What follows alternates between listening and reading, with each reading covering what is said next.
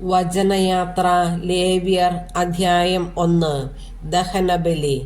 കർത്താവ് മോശയെ വിളിച്ച് സമാഗമ കൂടാരത്തിൽ നിന്ന് പറഞ്ഞു, ഇസ്രായേൽ ജനത്തോട് പറയുക, നിങ്ങളിൽ ആരെങ്കിലും കർത്താവിന് ബലിയർപ്പിക്കാൻ വരുമ്പോൾ കാലിക്കൂട്ടത്തിൽ നിന്നോ ആട്ടിൻകൂട്ടത്തിൽ നിന്നോ ബലിമൃഗത്തെ കൊണ്ടുവരണം. ദഹനബലിക്കുള്ള മൃഗം കാലിക്കൂട്ടത്തിൽ നിന്നാണെങ്കിൽ ഊനമറ്റ ഒരു കാളയെ സമർപ്പിക്കട്ടെ. കർത്താവിന് സ്വീകാര്യമാകാൻ അതിനെ സമാഗമ കൂടാരത്തിന്റെ വാതിൽക്കൽ സമർപ്പിക്കട്ടെ. അവൻ ബലിമൃഗത്തിന്റെ തലയിൽ കൈകൾ വയ്ക്കണം. അത് അവന്റെ പാപങ്ങളുടെ പരിഹാരത്തിനായി സ്വീകരിക്കപ്പെടും. അവൻ കർത്താവിന്റെ മുൻപിൽ വച്ച് കാളക്കുട്ടിയെ കൊല്ലണം.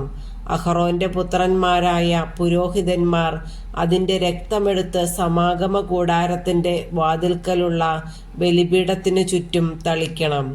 അതിനുശേഷം ബലിമൃഗത്തെ തോലുരിഞ്ഞ് കഷണങ്ങളാക്കി മുറിക്കണം.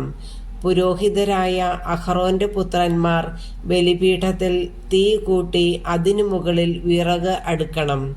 അവർ മൃഗത്തിന്റെ കഷണങ്ങളും തലയും മേധസ്സും ബലിപീഠത്തിൽ തീയ്ക്ക് മുകളിലുള്ള വിറകിനു മീതെ അടുക്കി വയ്ക്കണം. എന്നാൽ അതിൻ്റെ അന്തർഭാഗങ്ങളും കാലുകളും വെള്ളത്തിൽ കഴുകണം.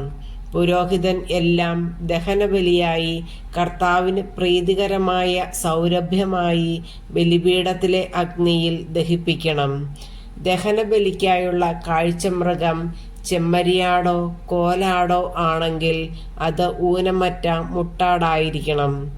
ബലിപീഠത്തിന് വടക്കുവശത്ത് കർത്താവിൻ്റെ സന്നിധിയിൽ വച്ച് അതിനെ കൊല്ലണം. അതിൻ്റെ രക്തം അഹറോന്റെ പുത്രന്മാരായ പുരോഹിതന്മാർ ബലിപീഠത്തിനു ചുറ്റും തളിക്കണം. അതിനെ തലയും മേധസ്സും ഉൾപ്പെടെ കഷ്ണങ്ങളായി മുറിക്കണം. പുരോഹിതന്മാർ അവ ബലിപീഠത്തിൽ തീയ്ക്ക് മുകളിലുള്ള വിറകിന്മേൽ അടുക്കി വയ്ക്കണം. എന്നാൽ അതിൻ്റെ അന്തർഭാഗങ്ങളും കാലുകളും വെള്ളം കൊണ്ട് കഴുകണം. പുരോഹിതൻ അത് മുഴുവൻ ബലിപീഠത്തിൽ വച്ച് ദഹിപ്പിക്കണം. അതൊരു ദഹനബലിയാണ്, അഗ്നിയിലുള്ള ബലിയും കർത്താവിന് പ്രീതികരമായ സൗരഭ്യവും.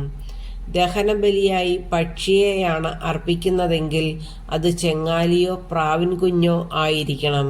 പുരോഹിതൻ അതിനെ ബലിപീഠത്തിൽ കൊണ്ടുവന്ന് കഴുത്ത് പിരിച്ചു മുറിച്ച് ബലിപീഠത്തിൽ വെച്ച് ദഹിപ്പിക്കണം. രക്തം ബലിപീഠത്തിന്റെ പാർശ്വത്തിൽ ഒഴുക്കിക്കളയണം.